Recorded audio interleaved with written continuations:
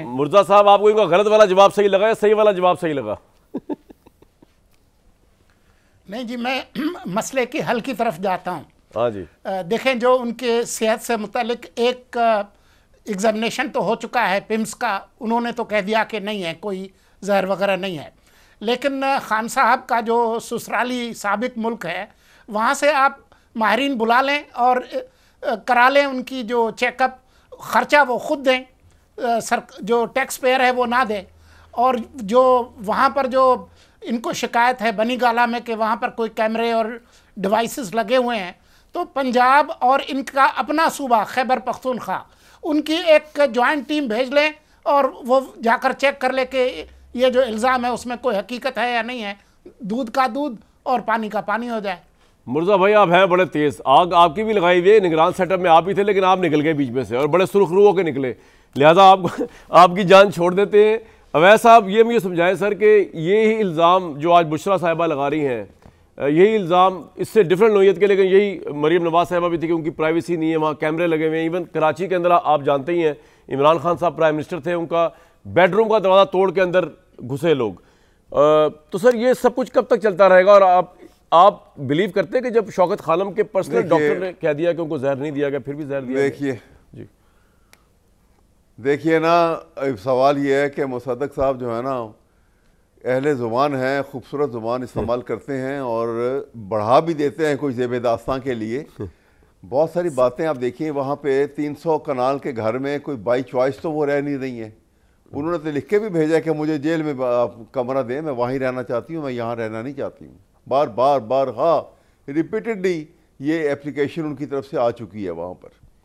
और दूसरी बात यह है कि अगर कोई ऐसा खदशा जो है उन्होंने जाहिर किया है, तो वो जैसे कहा जा रहा है उसके लिए तरीक़ेकार है कि सर ज़्यादा अहम सवाल आपसे पूछ लूँ वैसे साहब, ज़्यादा अहम सवाल, ये इतनी बाज़गश जो हो रही है डील की, जिसकी एस्टैब्लिशमेंट ने भरपूर तरदीद की है, लेकिन आप लोगों की तरफ से बहुत ज़्यादा मुतवातिर आ रही है, ऐसा क्यों कह रहे हैं आप? वैसे ही मोरल हाई करने के लिए तहरीक इंसाफ का, या कोई आप लोगों के पास कोई डिफरेंट इन्फॉर्मेशन है जो हमारे पास नहीं है? नहीं, कोई नहीं है मेरे ख्याल में, कोई किसी किस्म की कोई डील वाली बात फिलहाल तो नहीं है। मैं ऐसे ही लोग जो है वो एक वैक्यूम, जब काफी देर को बात ना हुई हो, फिलहाल वाली बात, वो फिलहाल मुसद्दिक मलिक साहब का एक सांस ऊपर आ रहा था, एक नीचे जा रहा था। अगर आप कहते हैं ना डील होने जा रही है, मुसद्दिक साहब का उसी वक्त सांस उखड़ जाना था। उन्होंने कहा भाई फिलहाल भी क्लियर करो, मैं बता, फिलहाल के साथ भी रात को सो नहीं सकता। सुनिए जरा, सुनिए तो सही, सुनिए डॉक्टर साहब, मुसद्दक साहब, मैं फिलहाल का इसलिए कह रहा हूँ कि मुस्तकबिल में क्या होने वाला है मैं वलीउल्लाह नहीं हूँ कि मैं उसका अभी आपको तस्दीक कर दूं। जी ठीक नहीं, लेकिन वैसे अवैस साहब इमरान खान किस बात पे डील करने पे आमादा होंगे? एस्टैब्लिशमेंट का तो मुझे पता है वो नहीं कर रही अभी, वो किस बात पे आमादा हो सकते हैं कि एस्टैब्लिशमेंट बात कर ले?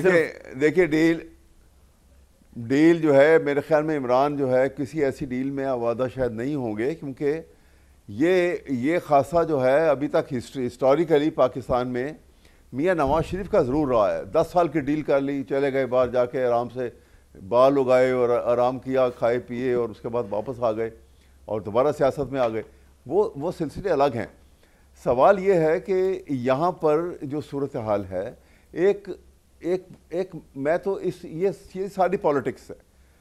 एक ठीक है, उन्होंने he has taken a political stance, उसमें वो कहाँ तक वहाँ पे जाते हैं, कहाँ से उसको डेविएट होना या नहीं होना।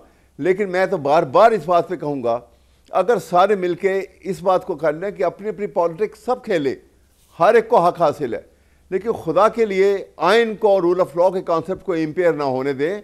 इसके नुकसानात आपके सामने आने शुरू हो गए हैं। ठीक है सर, ये और बढ़ जाएंगे। पॉइंट आ गया, बिल्कुल आ गया, बहुत खतरनाक बढ़ेंगे और इसका बड़े नुकसानात हैं मुसद्दिक भाई। और ये अभी देखिए ना, मुसद्दिक साहब की तो मुझे अगले दिन एक दफ़ा मैं सुन रहा था तो बात याद आ रही थी, जब नवाज शरीफ साहब ने अभी उनकी रिहाई होनी थी और वो उनको मेडिकल ग्राउंड के ऊपर जाना था, तो ये टीवी के ऊपर आके इनकी बड़ी मुस्तनद एक स्टेटमेंट थी कि इनके पेसलेट्स जो है ना वो इतने गिर गए हैं, अब इतने गिर गए हैं, अब वो 6000 रह गए हैं। आप कह रहे हैं इमरान खान के प्लेटलेट्स नहीं गिर रहे फिलहाल?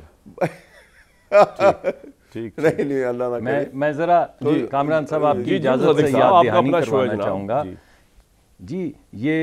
ये मैं अहमद अवैस साहब की याद दहानी बड़े एहतराम से करवाना चाहूँगा कि ये मेरी स्टेटमेंट नहीं, इमरान खान की थी।